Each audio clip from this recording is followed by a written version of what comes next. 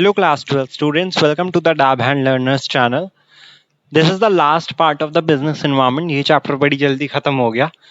आज हम इसका लास्ट टॉपिक करेंगे, उसके बाद हम प्लानिंग चैप्टर से मूव ऑन करेंगे ऑन दी वेडनेसडे लेक्चर.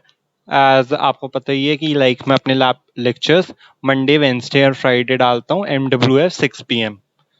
सो आज जो हम करेंगे वो करेंगे LPG पॉलिसी, जिसके बारे में मैंने आपको पिछले लेक्चर में भी बताया था या स्टार्टिंग फर्स्ट लेक्चर में बताया था कि हम LPG पॉलिसी भी करेंगे. तो वो LPG पॉलिसी क्या होती है? Liberalization, privatization and globalization. L liberalization, P privatization and G globalization. तो अब ये तीनों होते क्या है, अब वो पढ़ेंगे हम. बहुत छोटे छोटे से टॉपिक हैं, फटाफट हो जाएंगे. लिबरलाइजेशन देखो मतलब क्या होता है. Liberalization means removal of unnecessary controls and restrictions on business. Businesses के ऊपर जो अननेसेसरी, बिना मतलब के कंट्रोल्स और रिस्ट्रिक्शंस जो गवर्नमेंट लगाती है, उनको हटाने के लिए, उन रिस्ट्रिक्शंस को हटाने के लिए लिबरलाइजेशन एक पॉलिसी आई थी, जिसमें लिबरल का मतलब क्या होता है? फ्री. तो फ्री कंट्रोल देते हैं, कोई रिस्ट्रिक्शंस नहीं लगती बिजनेसेस पे. क्योंकि आपको पता ही होगा कि 1991 से पहले ये जो पॉलिसी है LPG की, ये 1991 के बाद आई थी. 1991 से पहले जितनी भी बिजनेसेस थे, उन्हें ओपन अप होने के लिए बहुत सा पेपर वर्क, परमिशंस, रिस्ट्रिक्शंस थी. लेकिन 1991 के बाद बहुत रिलीफ मिली है बिजनेसेस को.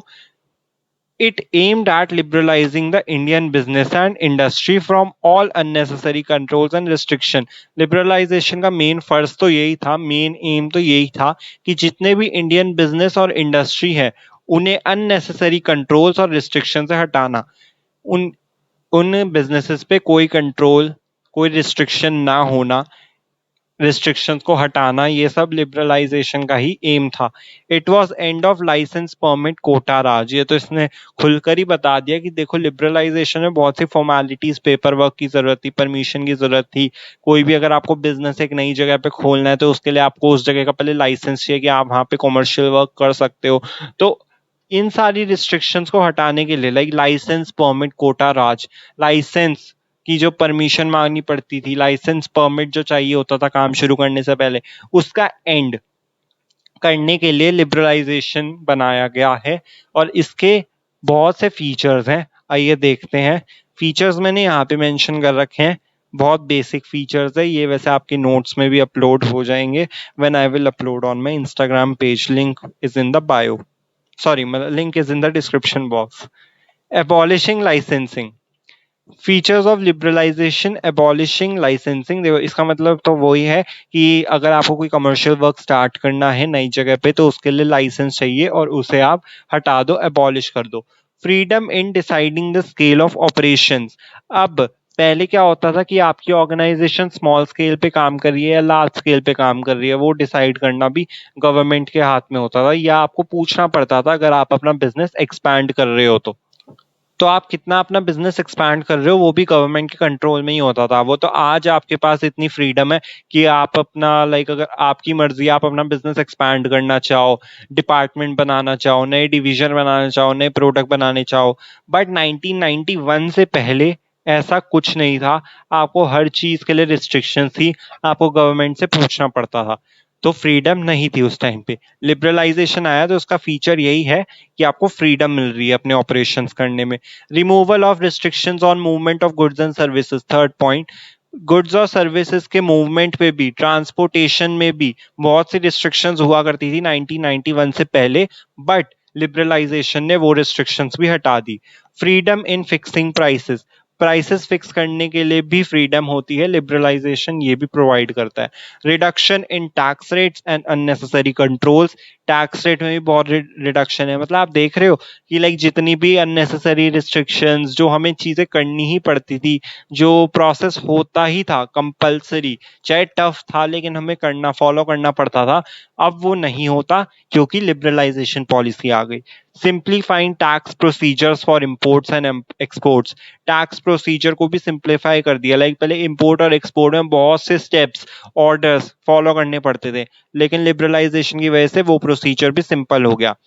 Last point, making it easy to attract foreign capital. Foreign capital को अट्रैक्ट करना भी इजी हो गया है अब।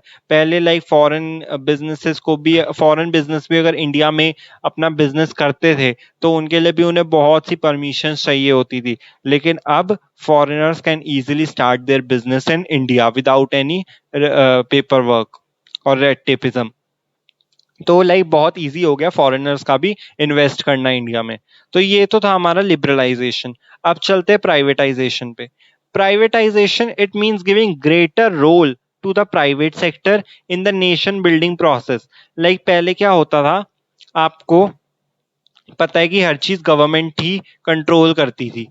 लिबरलाइजेशन तभी आया क्योंकि पहले सब कुछ गवर्नमेंट कंट्रोल करती थी, लेकिन कुछ टाइम बाद चीजें जो हैं गवर्नमेंट एंटरप्राइजेस जो थी, जो गवर्नमेंट के बिजनेस थे, ऑर्गेनाइजेशन थी, वो लॉस में जाए जा रही थी। ठीक है, तो उन लॉस मेकिंग कंपनीज को रिकवर करने के लिए प्राइवेटाइजेशन हुआ। लाइक नेशन बिल्डिंग प्रोसेस के लिए ज्यादा बड़ा रोल प्राइवेट सेक्टर को दिया गया रेदर देन गवर्नमेंट सेक्टर। ठीक है, और उससे क्या हुआ, and a reduce role to the public sector और गवर्नमेंट सेक्टर को रोल कम मिला। लाइक उनका जो एफर्ट था, जो उनका कंट्रीब्यूशन था towards the nation building process, after some time वो कम हो गया, ज्यादा फिर प्राइवेट सेक्टर को ही दिया गया। बेसिकली आफ्टर 1991 की बात हो रही है यहाँ। तो क्या होता था जनरली, पहले क्या होता था, आप लाइक अगर आपको कोई कम्युनिकेशन करना होता था, एसएमएस भी करना था, तो हर एक चीज के पैसे लगते थे। लाइक आप जैसे ही एसएमएस भेजते हो, आपके पास पैसे, लाइक आपके पास नोटिफिकेशन आती है कि आपके पैसे इतने कट गए हैं। ठीक है, लेकिन अब क्या होता है प्राइवेटाइजेशन में, आप फ्री एसएमएस भेज सकते हो। क्यों, अब व्हाट्सएप आ गया, इंस्टाग्राम आ गया, इतने सारे सोशल मीडिया एप्स आ गए जिसमें आपको एसएमएस करने के बाद, मैसेजेस करने के बाद पैसे देने की जरूरत है ही नहीं। ठीक है, तो ये सब किसकी वजह से, प्राइवेटाइजेशन की वजह से, thanks to private sector. To execute this government took the following steps. Disinvestment of public sector means transferring the public sector enterprises to private sector. देखो, गवर्नमेंट को प्राइवेटाइजेशन एग्जीक्यूट करने के लिए, फॉलो करने के लिए ये इन स्टेप्स गवर्नमेंट ने लिए। डिसइन्वेस्टमेंट ऑफ पब्लिक सेक्टर की डिसइन्वेस्टमेंट, उसका मतलब ये है कि जितनी भी पब्लिक सेक्टर एंटरप्राइजेस थी उन्हें प्राइवेट सेक्टर के नाम पे ट्रांसफर कर दिया। It results in dilution of the stake of the government in the public enterprise. देखो क्या हुआ, अगर 100% गवर्नमेंट एंटरप्राइज के शेयर्स हैं, शेयर्स ऑफ गवर्नमेंट एंटरप्राइज, तो प्राइवेटाइजेशन में क्या हुआ, 51% प्राइवेट सेक्टर को दे दिया गया और 49% पब्लिक सेक्टर को। तो क्या हुआ इससे, ओनरशिप किसकी ज्यादा है, प्राइवेट सेक्टर की या पब्लिक सेक्टर की? ऑब्वियसली प्राइवेट सेक्टर की, क्योंकि उसके पास 51 है जबकि पब्लिक सेक्टर के पास 49% है। तो क्या हुआ, पब्लिक सेक्टर एंटरप्राइजेस ने अपनी ओनरशिप, अपना मैनेजमेंट किसको ट्रांसफर कर दिया, प्राइवेट सेक्टर को। और इससे क्या हुआ, गवर्नमेंट का जो कंट्रीब्यूशन था, गवर्नमेंट का जो ओनरशिप था, गवर्नमेंट की जो स्टेक होल्डर क्या होता है, ओनर्स ही होते हैं। ठीक है, शेयर होल्डर्स को लाइक डिफरेंट स्टेक होल्डर्स होते हैं, शेयर होल्डर्स होते हैं, ओनर्स होते हैं।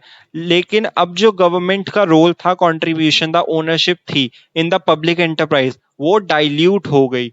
डाइल्यूशन ऑफ स्टेक यानी कि उनकी ओनरशिप, उनकी मैनेजमेंट, उनका कंट्रीब्यूशन कम हो गया, डिक्रीज हो गया, डाइल्यूट हो गया। ओके, आई होप ये आपको समझ आ गया disinvestment. Now second is setting up of Board of Industrial and Financial Reconstruction BIFR. This board was set up to revive or close sick units on public sector enterprises suffering losses. ये एक special institution खुला था, board of industrial and financial reconstruction. ये board किस लिए setup हुआ था, ताकि जितनी भी लॉस मेकिंग कंपनीज है उन्हें या तो बंद कर सके या उन्हें रिवाइव कर सके। जितनी भी पब्लिक सेक्टर एंटरप्राइज लॉस सफर कर रही है, मैंने कहा ना गवर्नमेंट ने क्या किया, लाइक लॉस मेकिंग कंपनी, पहले तो पूरा कंट्रोल उनके हाथ में था, लेकिन थोड़े टाइम के बाद जो गवर्नमेंट एंटरप्राइजेस है वो लॉस बनाना शुरू कर गई थी, लॉस मेकिंग कंपनीज हो गई थी। तो अब जब वो लॉस इंकर कर रही थी तो उसके बाद प्राइवेटाइजेशन हो गया, मतलब प्राइवेट सेक्टर को ज्यादा रोल मिल गया। तो अब जो वो लॉस मेकिंग कंपनीज थी उनके लिए एक स्पेशल इंस्टीट्यूशन बनाया गया, board of industrial and financial reconstruction, BIFR। उनका काम यही था कि वो इन लॉस मेकिंग कंपनी को रिवाइव करे और क्लोज डाउन कर दे। अगर रिवाइव नहीं हो रहा तो ऑब्वियसली क्लोज डाउन कर दो, क्यों चलाना है ऐसी कंपनी को जिसमें लॉस ही हो जा रहा है। Last is globalization. Globalization means integrating the various economies of the world, leading towards emergence of a cohesive global economy. Globalization मतलब ये होता है कि जितनी भी बहुत सारी वर्ल्ड की इकोनॉमीज है अलग अलग, उन सबको इंटीग्रेट करना और एक कोहेसिव ग्लोबल इकोनॉमी में बनाना। अब कोहेसिव मतलब आप मान लो, कोहेसिव मतलब होता है इंटीग्रेटेड, ठीक है। अब जितनी भी बहुत सारी इकोनॉमीज है वर्ल्ड में, इतनी कंट्री है तो इकोनॉमी भी कितनी होगी, तो इतनी सारी इकोनॉमीज है, उनको इंटीग्रेट करना और एक कोहेसिव यानी कि इंटीग्रेटेड ग्लोबल इकोनॉमी यानी कि एक वर्ल्ड इकोनॉमी बनाना, यूनिफाइड इकोनॉमी बनाना, ठीक है, यूनिफाइड इकोनॉमी बनाना, ठीक है। बिफोर NEP 1991, देखो मैं 1991 में इतना फोर्स क्यों कर रहा हूं, क्योंकि NEP यानी कि जो न्यू इकोनॉमिक पॉलिसी आई थी, NEP का मतलब होता है न्यू इकोनॉमिक पॉलिसी, तो जो न्यू इकोनॉमिक पॉलिसी आई थी 1991 में, there were regulations with respect to licensing of imports, tariff restrictions and quantitative restriction. मैंने बोला ही था कि 1991 से पहले बहुत रिस्ट्रिक्शन थी चीजों पे, तो वही कह रहा है बहुत सी रूल्स रेगुलेशंस लाइसेंसिंग पे। मैंने आपको लिबरलाइजेशन में बताया, इंपोर्ट्स की लाइसेंसिंग चाहिए थी, उसने लिबरलाइजेशन में ये पॉइंट भी कवर हुआ था ना कि इंपोर्ट्स और एक्सपोर्ट में पहले बहुत रिस्ट्रिक्शंस लगती थी, बहुत गंदा प्रोसीजर और बड़ा लंबा सा इरिटेटिंग प्रोसीजर होता था, लेकिन अब बहुत सारा टैक्स प्रोसीजर सिंप्लीफाई हो गया। एक फीचर था उसमें, अगर आपने अच्छे से पढ़ा हो, याद हो तो इंपोर्ट्स के लिए बहुत लाइसेंसिंग थी, टैरिफ रिस्ट्रिक्शंस और क्वांटिटेटिव रिस्ट्रिक्शंस, क्वांटिटी में भी रिस्ट्रिक्शन थी। बट ग्लोबलाइजेशन ने आके क्या किया, उसका क्या मेन पर्पस था कि हमने ग्लोबलाइजेशन को बुला लिया, लाइक ग्लोबलाइजेशन हमारी पॉलिसी में आया। Removal of quantitative as well as tariff restrictions, जो टैरिफ रिस्ट्रिक्शंस की, क्वांटिटेटिव रिस्ट्रिक्शन की सबसे बड़ी प्रॉब्लम थी, उसे ग्लोबलाइजेशन ने रिमूव कर दिया।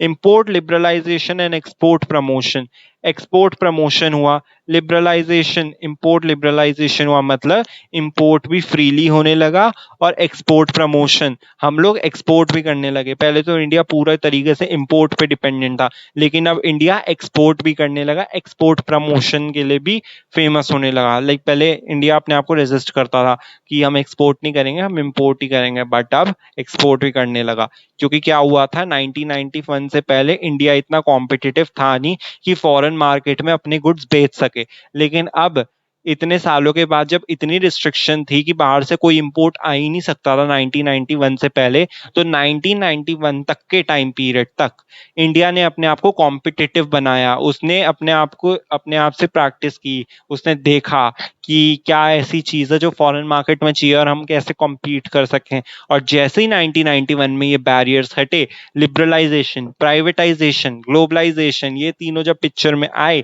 LPG पॉलिसी पिक्चर में आई, तो उसके बाद इंडिया पूरी कॉम्पिटिटिव हो चुकी थी। और फिर इंडिया ने बिल्कुल बढ़िया जवाब दिया, उसने एक्सपोर्ट करना भी शुरू किया और वर्ल्ड में इज्जत कमा ली। लाइक पहले तो इंपोर्ट करता था तो क्या इज्जत होगी, इंपोर्ट भी इतनी अच्छे से नहीं होते थे, वो भी फ्रीली नहीं होते थे, अब होने लगे हैं फ्रीली ग्लोबलाइजेशन होने के बाद। तो अब एक्सपोर्ट भी अच्छे से करता है, इंपोर्ट भी अच्छे से करता है, तो यानी कि इंडिया की ग्रोथ हुई है 1991 तक। 1991 से पहले इंडिया ने बहुत देखा, समझा, अपने आप को कॉम्पिटिटिव बनाया। Free flow of goods and services across Nations, goods and services का फ्री फ्लो होने लगा across Nations. Free flow of capital across Nations, capital का फ्री फ्लो भी होने लगा। Free flow of information and technology and free movement of people across borders, और लोग भी आने जाने लगे। तो लाइक फ्री फ्लो होने लग गया, मतलब सारी चीजें अच्छे तरीके से ट्रांसपोर्ट मूवेबल होने लग गई, कोई रिस्ट्रिक्शंस नहीं, कोई बैरियर्स नहीं और कोई कंट्रोल्स नहीं। तो आई गेस LPG पॉलिसी आपको क्लियर हो गई होगी। यहाँ पे अब मैं आपको नेक्स्ट बताऊंगा features of business environment. Although ये मैंने टॉपिक करा रखा है, बट मैं आपको ये बता रहा हूँ कि नोट्स में आपको फीचर्स ऑफ बिजनेस एनवायरनमेंट बिल्कुल लास्ट में मिलेंगे, तो परेशान मत होना। Kindly refer to the this, क्या कहते हैं, दिस प्लेस, जहाँ पे आपको फीचर्स ऑफ बिजनेस एनवायरनमेंट मिलेंगे। इंपॉर्टेंस तो वहीं पे मैंने एक्सप्लेन कर रखे हैं, फीचर्स ऑफ लिबरलाइजेशन मैंने आपको यहाँ पे एक्सप्लेन कर दिए हैं। लाइक बिल्कुल ये जो अंडरलाइन है ये मैं बिल्कुल हटा दूंगा, लाइक जो मेन मेन चीजें होंगी वही आपके पास इंक्लूडेड होकर आएंगी उन नोट्स में, ताकि आपको कोई दिक्कत ना हो, चीजें केओटिक ना हो। मेरा मेन पर्पस तो ये है कि आपको ईजी लगे सब, ठीक है, आपको कंफ्यूजन ना हो। तो आई होप ये चैप्टर आपको पूरा क्लियर होगा। If you have any doubt kindly ask me in the comment section. Also अगर कोई पढ़ाने टीचिंग स्टाइल में चेंज चाहिए कि मैं ऐसे नहीं ऐसे समझाऊं, थोड़े और एग्जाम्पल दूं, so please also tell me in the comment section and follow me on my Instagram as the Dab Hand Learners. The link is in the description box where you will get the notes of the business studies chapters. Okay? And if you liked my lecture, please like, comment, share, and subscribe my channel. Hit the bell icon so you will get notified every time. Thank you so much. Have a nice day. Bye bye. We will do planning on Wednesday. Have a nice day.